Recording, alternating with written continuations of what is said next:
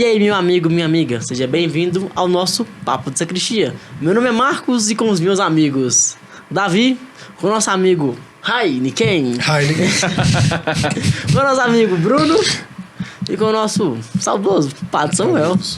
Canta pra subir já. Não, ainda tem que ficar aqui. Tem muito dízimo ainda a ser conquistado nessa terra. Estamos aqui para partilhar a vida com você. Você aí de casa, quando você, na sua juventude, né, se você já for mais de idade, você era um jovem rebelde? Um jovem em crise? Ouvia Fiuk? Era emo? Restart? Tinha espaço pra isso antigamente, será? Não sei. Vocês foram adolescentes rebeldes ou não? Eu me tornei rebelde depois do seminário. Eu era muito dentro da caixinha. Aliás, o meu caso depende da rebeldia. Também. Eu nunca fui rebelde de sair ou de fazer bagunça, mas eu sempre fui muito questionador. Então, os meus pais tiveram que aguentar esse tipo de coisa dentro de casa. Eu também. Os professores mais ainda. Também. Eu também não fui um rebelde de fazer coisas. Não, você Não é possível ainda você não. né? Não é possível que no Rio você não pegou um fuzil, deu um tiro pop, nada disso. Não, fuzil não. Não é possível. Mas assim, eu acho que um adolescente mediano, sabe? Tive muitos problemas com os meus pais, principalmente de comunicação. Tive problema com os meus professores. Como assim de comunicação? A gente não fala a mesma língua, né? O adulto nunca fala a mesma língua do jovem. Por o jovem que não nunca fala? Não sei. Por que não fala, hein? Mas assim, nunca tive problemas com Drogas? com drogas, não. Com... Esse não foi bem assim? Não, com drogas não. Nunca tive problemas, eu nunca tive. Era a solução. Era a solução. É a questão que eu falei do banheiro da minha faculdade cheio e enfumaçado. Misericórdia. Né? Mas... Da faculdade não, da escola, do colégio.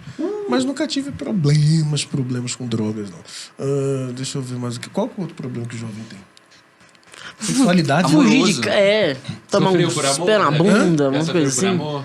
Não, né? Eu espero que ainda sofra. Fazia sofrer, então. Importante sofrer por amor. Ele fazia sofrer por amor, então. Mas nunca tive grandes problemas. Quem não. nunca teve a sensação de, meu Deus, eu disse que eu não ia morder, meu Deus, eu disse que não ia fazer, não sabe o que é moral, ética, espiritualidade. Não sabe. Não, quando sabe. eu vi, eu já fiz. Eu não me arrependo muito pelo que eu... Não tô falando de fiz, arrependimento. Eu tô falando daquela sensação naquele momento depois, quando dá a baixa. Você fala, meu Deus, olha onde é que eu tô aqui de novo. Não, já tipo, já fiz isso. É não, claro falei que não sim, ia senão fazer, você não fiz. saberia nada da vida. Mas assim, problemas. Não fui um adolescente rebelde, não. Fui dentro da média. Eu acho que eu era assim... Crítico, temperamental. Não, eu acho que eu não era uma pessoa de ficar fazendo coisas escondidas. Fluminense. Não era de ficar fazendo coisas escondidas. Que todo mundo, eu não falava que eu tava fazendo, mas se me perguntasse, eu falava, não, tô fazendo tal coisa. Tô em tal lugar, fui a tal lugar, bebi. E você acha que isso é importante pro tempo da adolescência, da juventude, essa rebeldia? Tem que ser, né? Senão a gente simplesmente vai ser cópia dos nossos pais.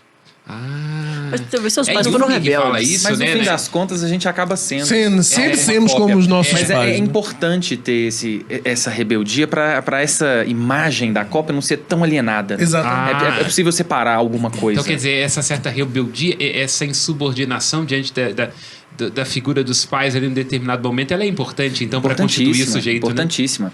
É nesse momento que a criança e o adolescente percebe que o pai e a mãe são figuras também falíveis, são figuras também falidas. Então, aquilo que num primeiro momento era um romance maravilhoso, um pai herói, uma mãe capaz de dar tudo, isso começa a cair por terra, né? Isso começa a desmoronar.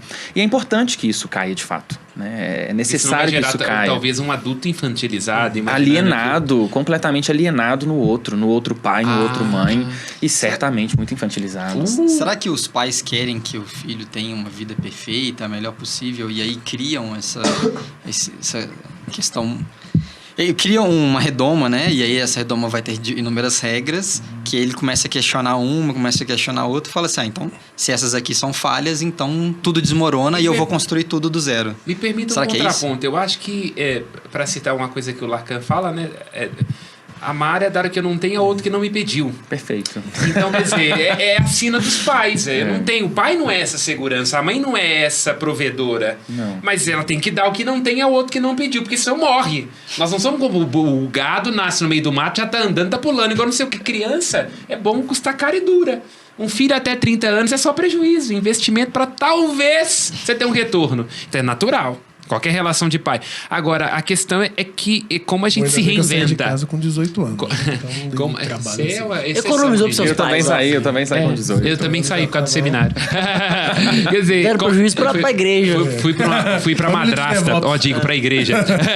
Como você se reinventa. Eu acho que isso é que é importante. É natural. Então eu diria que os dois têm que estar minimamente abertos.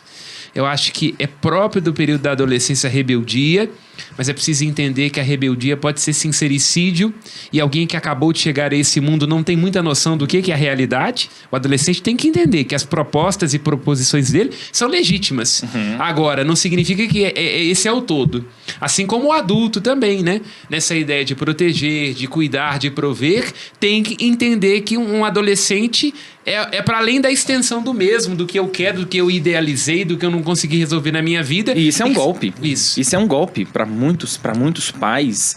Isso não é conscientemente falando, não é claro, mas é um Só uma golpe. observação, não fala de golpe do lado dele, não, que ele vai distribuchar. Mas me permita, é um golpe, 2000 e- é um golpe narcísico, porque aponta e fura justamente esse lugar do ideal que se tinha, né?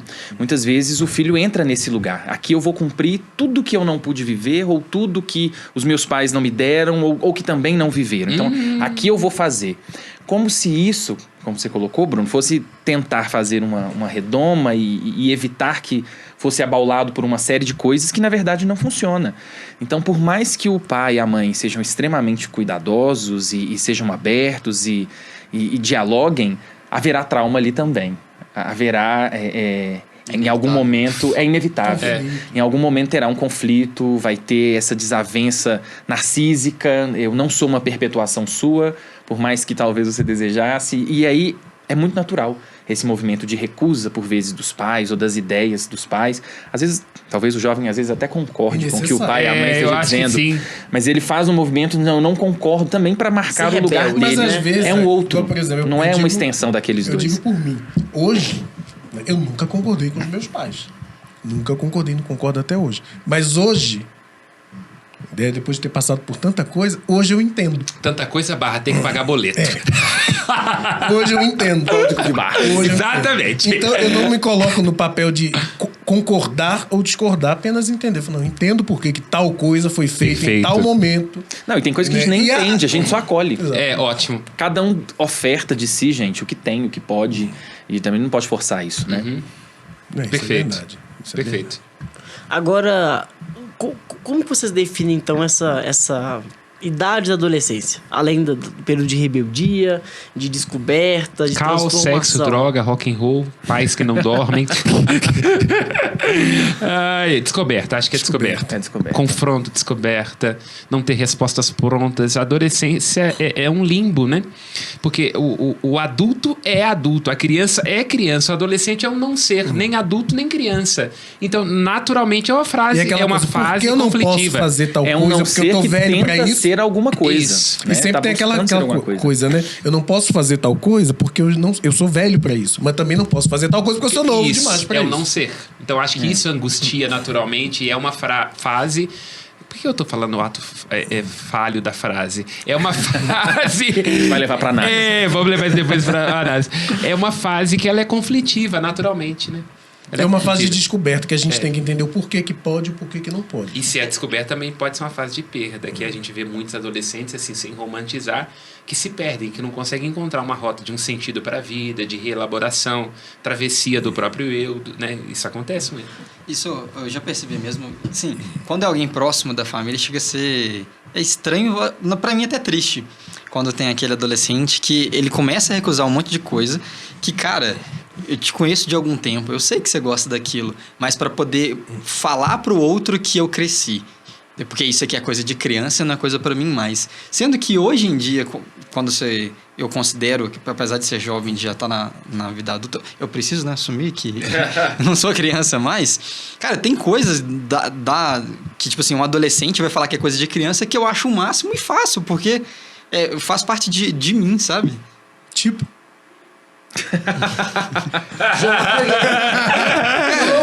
vamos julgar. Diabólico, como sempre.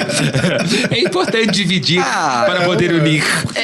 Vê desenho animado. Para que os talvez. opostos não se confundam. Quando você fala de si mesmo, você cria uma caricatura que tem na sua mente que o outro vê diferente, né? Mas, tipo assim, cara, sei lá, se alguém já me viu brincando com criança, eu rolo no chão, velho.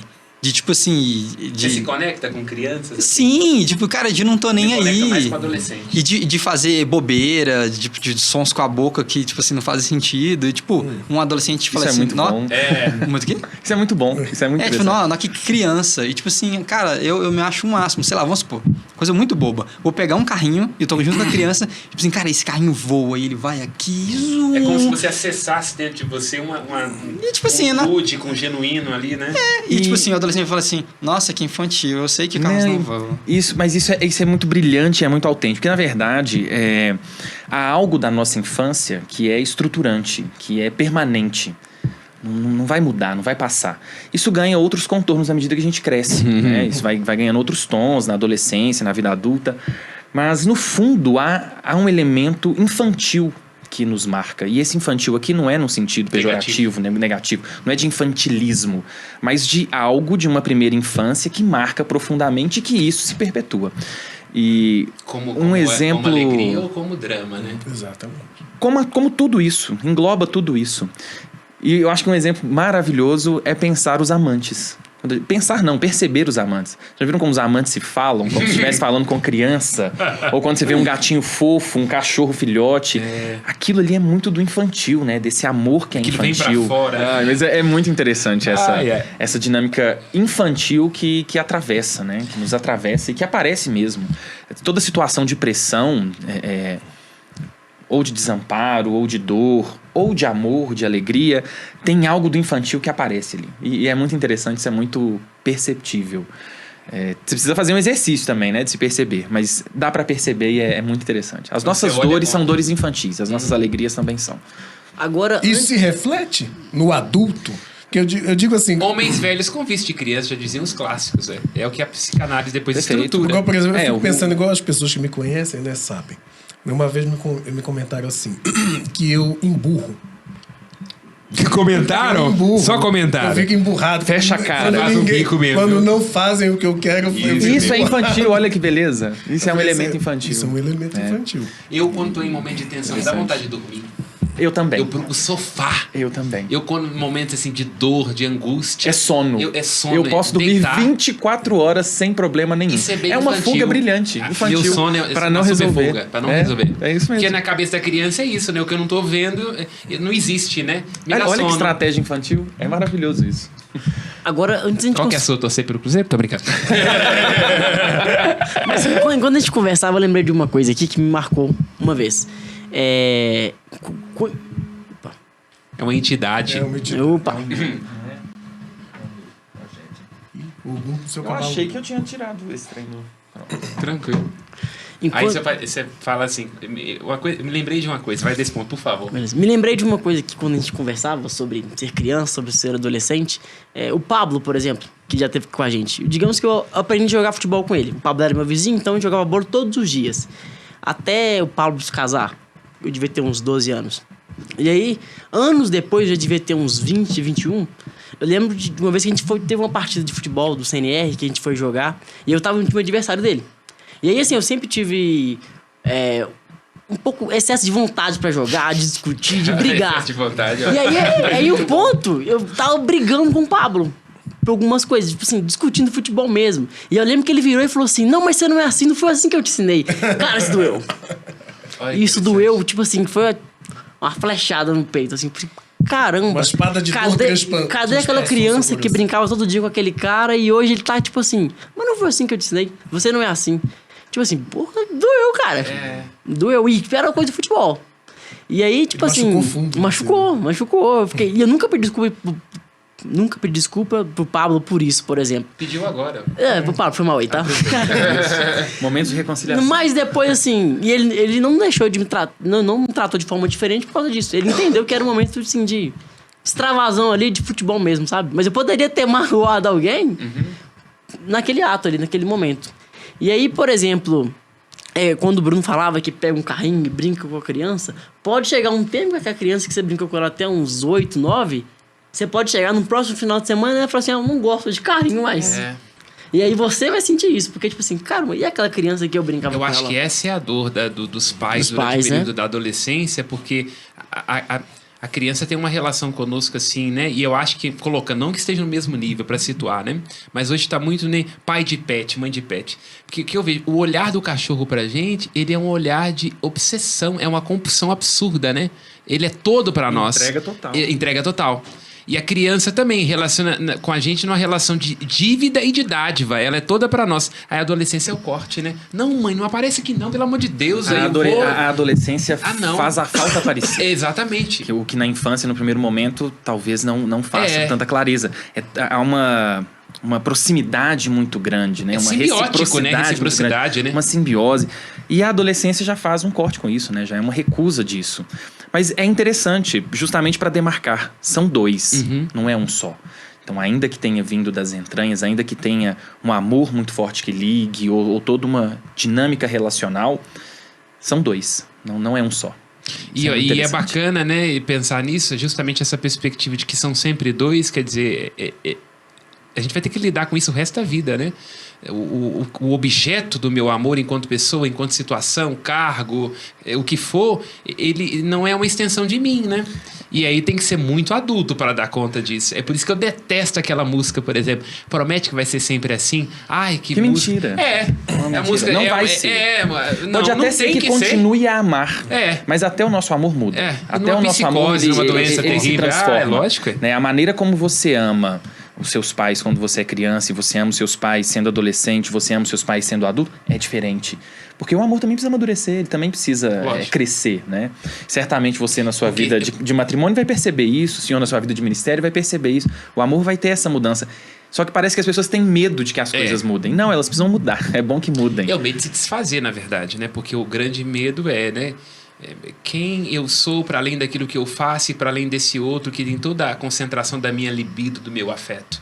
Então eu vejo isso já também na Dinamarca, quando eu vou lá em Borgen atender muitas mulheres que estão em crise, mas eu dei tudo pelos meus filhos, pelos meus netos, eu fui a melhor mãe, a melhor coisa, melhor esposa. Aí eu descobri que o meu marido me trai, os meus filhos estão indo embora e eu não tenho contato com os meus netos. Aliás, eu nem tenho netos, porque meus filhos são pai de pet. E a pessoa se desfaz. Me permita. Essa coisa do dar tudo é muito interessante. Talvez o erro esteja aí, né? A gente precisa dar a falta também. É preciso fazer faltar. E a gente não aceita muito bem faltar e nem que o outro falte com a gente. Eu já fui, né? Épocas de Rio, né? Passado. A época que você era Ricardo. Teve uma senhora que comentou, disse exatamente isso que o senhor falou e deixou bem claro, eu devia ter virado Kenga na época que eu podia. Que era bem melhor ter virado Kenga do que hoje ter um marido que me trai, eu tô sabendo que me trai, filhos que não ligam mais pra mim, já tem a sua própria vida e eu fico lá sozinho, eu e as galinhas. Me vem à cabeça que talvez essa seja a questão, né, do afeto que Jesus tinha pelas prostitutas, né? Elas sempre foram sinceras com seu afeto. Talvez falte a autenticidade da prostituta em muitos homens, mulheres, padres, né? Que, na verdade, só não dão conta de ser a partir da falta. A prostituta é o comércio, né? Lógico que não, pelo amor de Deus. Não é incentivando ninguém. Mas se quiser ir E ela também, encara, em alguma medida, isso que falta, né? Isso que tá faltando é encarado. E a gente recusa muito isso que falta. A gente quer dar tudo mesmo. A gente quer dar tudo. Talvez seria melhor dizer quanto custa, né? Como uma prostituta faz. Custa tanto. É isso. Vocês já viram, não teve, eu não vou saber Aí o nome. é uma forma de pagar e finalizar a dívida. Isso. A gente faz pactos finalizar de a dívida que são eternas. Teve Por isso que Jesus gostava das teve putas. um humorista que faz stand-up, não sei o nome dele, não conheço, ele comentou assim: quando eu tinha 14 anos, eu pedi pro meu pai, me dá um tênis de marca X, que é uma marca cara. Ele disse assim: não vou te dar. Aqui, ó, coloca o seu currículo lá no McDonald's. Ele disse que trabalhou 2 meses pra comprar esse tênis. Quando o pai perguntou, e aí, comprou? Ele, não, muito caro. Boa! Pela falta. Boa. Isso é muito bom. Muito bom. Aliás, o humorista que fez essa piada, por favor, depois comenta aí, se você tiver acesso. Cita o nome pra gente. Não, Eu tem não que sei, mas pagar. eu não me lembro Tem o que nome pagar. Aqui tem que pagar. Não, imagina o cara recompartilhando a história do Papo Ser Cristiano. Vamos explodir, cara. É isso que a gente precisa. É verdade, então cita, quando você lembrar. Você Os padres gostam de dinheiro. Você falou, agora eu vou problematizar aqui, é que, de fato, a gente tem uma dívida, né, infinita. Não dá para fingir também, por outro lado, que as coisas são assim, tô devendo, paguei. Porque na nossa vida é inevitável que as pessoas façam coisas por nós que são impagáveis. Você está num momento de muita dificuldade. Sabe, você sofreu um acidente. Cara, o simples fato de alguém chegar e te amparar é impagável. Essa pessoa vai embora e nunca mais você vai encontrar com ela. com ela. Mas aí é interessante. Justamente é impagável. E um gesto diante do impagável é a gratidão e não a dívida eterna. Boa, isso que E eu ia falar. aí, isso é muito interessante, porque tem pessoas que se amarram a uma dívida eterna que seria muito melhor se ela pagasse R$1 milhão em dinheiro. Porque você Entendi. paga e o dinheiro tá livre. O dinheiro, nesse sentido, ele funciona subjetivamente de uma forma brilhante. Você pagou, tá livre. Quando a gente não paga com o dinheiro e começa a pagar com o corpo, começa a pagar com o desejo, começa a pagar com isso aí que não tem fim, Como é que você complicado. sai agora dessa casa com essa complicado. mulher aí, se fui eu que sou sua mãe? Olha, o problema É problemático, é problemático. Entende? É justamente isso. Como que uma outra mulher agora vai ter o objeto de desejo, que é o meu único filho, se eu Que é o meu cuidei, prêmio que eu parei? narcísico. Pois é, quando o pai dele me abandonou, era ele que eu tinha. Agora vem outra e traz e toma. Entende? Esse que é o problema. E, na verdade, as pessoas não são posse. Nós não Ninguém é somos de posse. ninguém. Não é. Eu sou de todo mundo e todo mundo é meu também. Exatamente. Exceto os celibatários. No Não, fundo, muito no pelo A contrário. batalha é de todo mundo. Nós é que somos mais ainda de todo mundo e a gente gosta, né? No fundo, gosta. no fundo, e Freud nos iluminando mais uma vez, nós não somos nem de nós mesmos. Afinal, não somos senhores da nossa própria casa. Então, existem surpresas em nós mesmos. Então, por que rejeitar essa surpresa que pode ser do outro? Foi aqui que alguém contou um caso de um cara que estava no bar e aí apareceu a versão de si mesmo? Uma versão de si? Então não foi não. Então eu posso falar que não vai ser repetido. Era só um teste. De fato. Senão tá muito repetitivo, chato. Não vou contar a anedota aqui, mas quando o Davi falava, acho que me trouxe a uma questão específica e tem a ver com essa questão de adolescência, de passar por uma fase, que é olhar para trás e falar assim, se eu tivesse feito isso na minha vida, eu tinha seguido por um rumo que seria mais feliz. E isso é um problema muito grande, porque você começa a considerar se lá atrás, se tal coisa tivesse acontecido, cara, isso não existe. Você está criando a imaginação de uma pessoa, de um contexto que não existe. É fantasia. E se tivesse existido? Não existe isso. A história não existe si. E, na verdade, é o seguinte. Nós hoje só chegamos a uma consciência factual porque nós somos o resultado, inclusive, daquele erro lá atrás. Exatamente. Há muitas vezes muito mais do erro do que do acerto. Isso mesmo. O desencontro, ele provoca muito mais do que o encontro. Perfeito. Ele desinstala muito mais do que algo encontrado ou possivelmente correto. Agora, essa coisa da possibilidade ou de qual vida eu seria mais feliz, isso é muito interessante, porque a gente pode ter a consciência das muitas possibilidades. Eu, quando mais novo, era assim.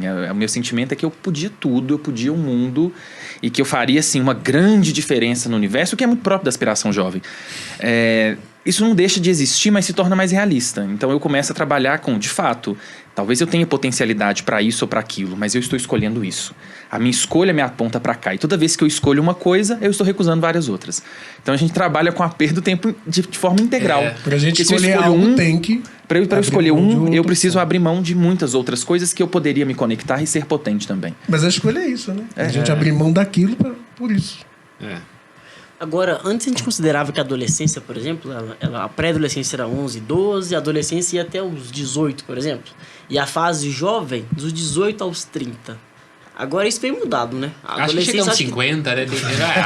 A adolescência ou a juventude? É aquele negócio... É uma tendência. Acho que a adolescência, juventude é até 70, 80. As pessoas pintam o cabelo, começam a fazer pilates, né? Não fala mais de velho, é idoso. Então acho que jovem até Gente, morrer, posso né? contar um caso? Não vou falar a pessoa, Se não porque a for pessoa ofensivo. pública e notória... Sobretudo a faixa etária acima de 50 que patrocina esse programa. Eu tenho um conhecido que hoje, na época quando eu conheci, ele já tinha 90 anos. Hoje já deve ter uns 98. Eu achei que ele fosse falar uns 250. Ele comentou assim, eu não gosto de fila preferencial. Fica cheio de velho.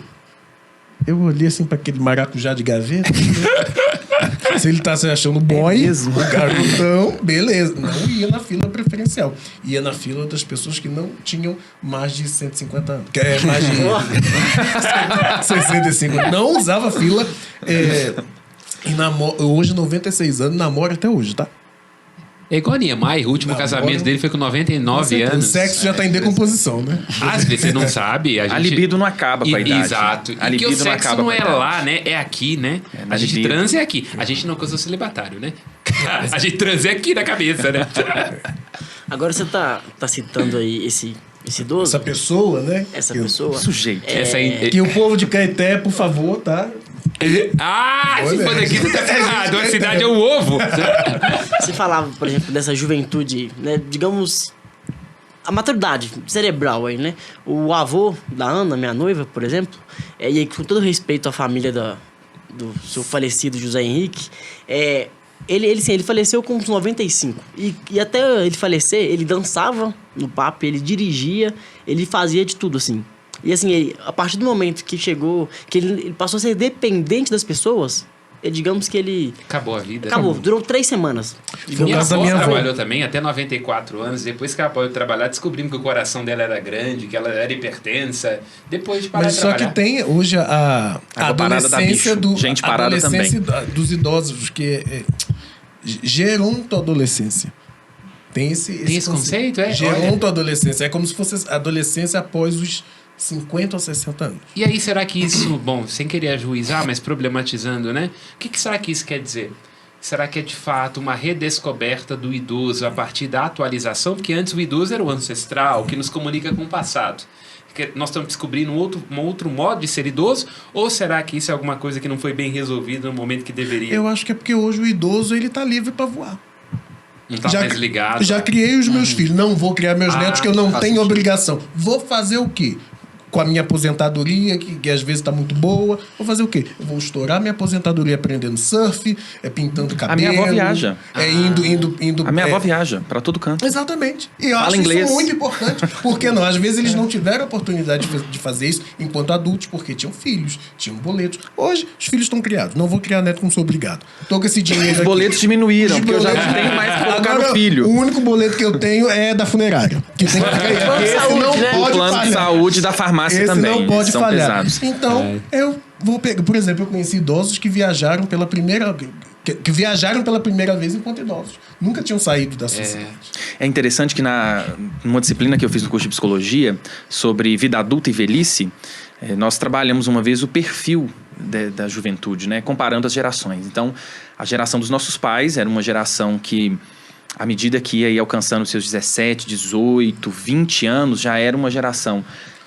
Já eram pessoas que estavam namorando, já eram pessoas que tinham um plano de casar, casavam, quem casa quer casa, então iam pra fora e já faziam a vida acontecer ali. De modo que é muito interessante quando a gente vê Minha os nossos bisavó casou pais, com nossos 14. avós. E assim, aí com 20 anos já tem carro, já tem casa, a gente olha pra juventude hoje, isso não é uma realidade. Eu com 30 anos aí, qual a próxima camisa de cruzeiro que eu vou comprar? Mas a tendência dos jovens hoje é que eles fiquem mais tempo em casa e morando com os pais. Isso são pesquisas. E só uma dúvida, será que os pais também não querem que esses filhos fiquem em casa? Eu acho que é um pouco dos dois. Eu acho que, por exemplo, se você tem mais de um filho e o mais velho ou um dos filhos vai, automaticamente o pai quer segurar um deles. Aí é onde gera aquela geração Eu não sei, eu fui o canguru. primeiro a sair, então... Como eu sou o mais velho, também fui o primeiro a sair. Eu fui o É o que primeiro a gera sair. aquela geração canguru. Geralmente o mais novo ou a mais nova é aquele mais... Né? Que os mais novos são aqueles que os pais seguram mais tempo. Desculpa, gente. O que os pais seguram, porque o mais velho já foi. E aí dá aquela síndrome do ninho vazio, né? Às vezes também a tentativa de mimar mais para que ele goste de mim e queira ficar comigo. Porque já foi um, então... E aí isso aí vai criando dívidas, isso aí cria dívidas. Mas eu te dei muito mais do que dei a seus irmãos. Por que agora você vai me abandonar? Porque o que está no fundo dessa dinâmica é justamente isso, né? Essa questão do abandono é uma questão infantil e que corta todo sujeito, né? Como é que eu vou fazer agora com a minha solidão, né? E que é neutra, né? Eu acho que talvez a dificuldade que algum pai, alguma mãe, avô e avó de assumir isso é de perceber que isso é o que nos constitui como seres humanos. Eu digo assim, costumo pensar comigo mesmo. como padre, acredito profundamente no amor, Deus é amor, aquela coisa toda.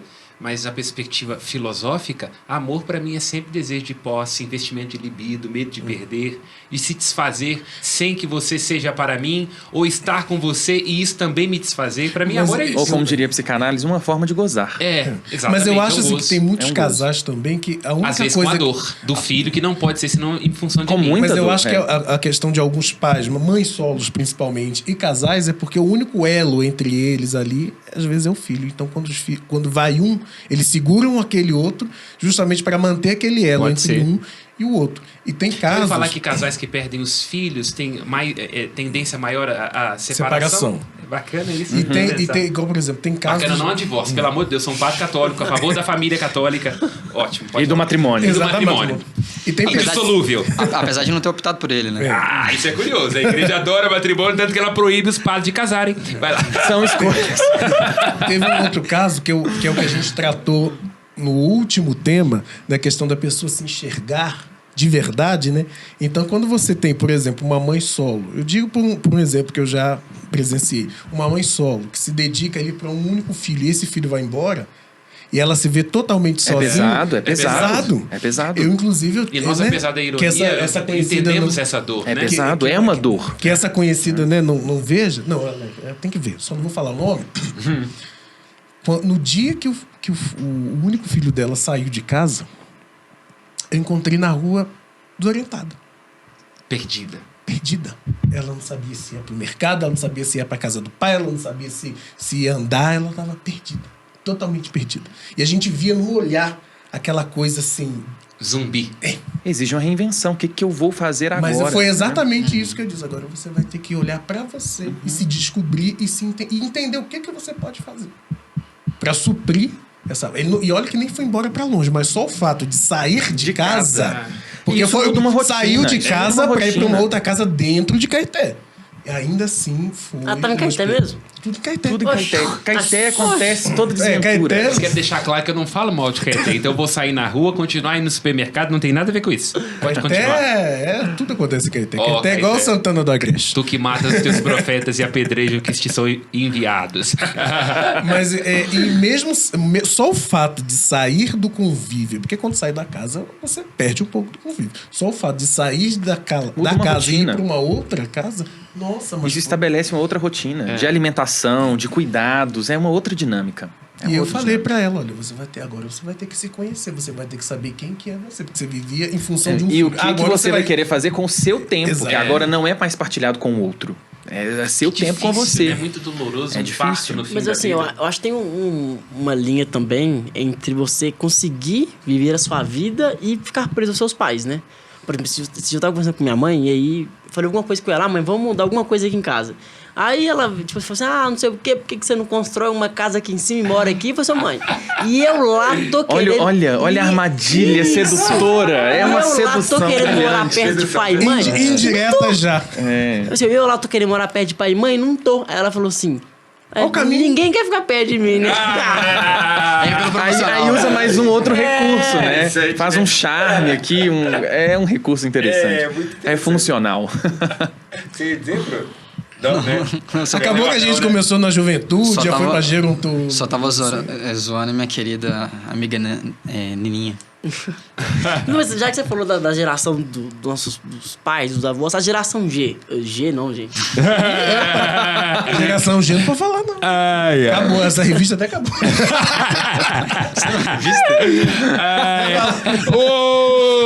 Vamos para a pergunta da geração. Falando geração Z. Que é mais preocupada aí com... Depois eu te conto. Não, tem que é visto. Na sua adolescência. Que é mais preocupada aí com a diversidade, com a inclusão, com mídias sociais. Vocês veem muita diferença das Acho que gerações? total, por exemplo, para a igreja, hoje acho que um dos grandes motivos assim que dificulta o diálogo da igreja com os jovens é porque a igreja tem os seus dogmas e não vai abrir mão deles. São constitutivos dela. Agora o jovem também tem os seus, né? Falar hoje de jovem para uma igreja que não é diversa, que não se preocupa com o ambiente, com o social. É muito difícil convencer um jovem hoje em dia que aquilo que o outro é, na sua perspectiva, no seu cabelo, na sua orientação sexual, é um ponto não de encontro, mas de divergência. Nossa Senhora. Tô querendo dizer, não tô dando ganho de causa para um lado ou para o outro. Tô querendo dizer que a igreja tem os seus dogmas e o jovem contemporâneo também tem. Outra, ficar numa missa, escutando uma baboseira, uma coisa que eu não entendo, não serve para nada, uma coisa repetitiva. Eu não. Eu ganho mais na minha Netflix. Isso é verdade. Mas mas você acha assim que tem espaço para esse jovem na igreja? Por exemplo, a igreja vai se preocupar em como cativar ele? Ou, na verdade... Eu acho que tem, né? Porque senão não vai ter dizimista no futuro, né? Mas eu queria fazer uma pergunta em cima da pergunta dele. Esse espaço, se ele não existe, o jovem vai ter que inventar esse espaço, tomar esse espaço? Qual que é o movimento? Eu acho que sempre sim, ué. Se for um bom jovem, João da Cruz. Se for uma má jovem, Joana Dark. A igreja vai decidir depois o que ela faz com essa rebeldia. Vai virar santo depois. Alguns sim, outros um pouquinho. Depende. São execrados, como Baruch Spinoza. Depende. Acho que é papel do jovem essa insubordinação. Diria que provocar, ajudar a igreja a atualizar-se, a ver sobre outra perspectiva. E eu vejo o pontificado, a começar de João Paulo II, embora ele tivesse um programa um pouco mais fechadinho, né? Mas fechadinho é ótimo. É ótimo. Tudo que é cunhinho, como dizia Clodovil, é um problema, né? É bonitinho, é feio e arrumadinho, né? Como dizia o filósofo saudoso Clodovil. Mas Papa Francisco, vejo isso também nessa perspectiva, né? Quando ele diz, né, na jornada, olha, a igreja tem lugar para todos. Mas acho que aí já Não para este ou para aquele grupo. para todos. Mas né? esse todos, lugar, ele é enfático. né, esse lugar é um espaço que se abre para o jovem, para ele efetivamente integrar as fileiras católicas, ou é um espaço simplesmente para ele se enquadrar?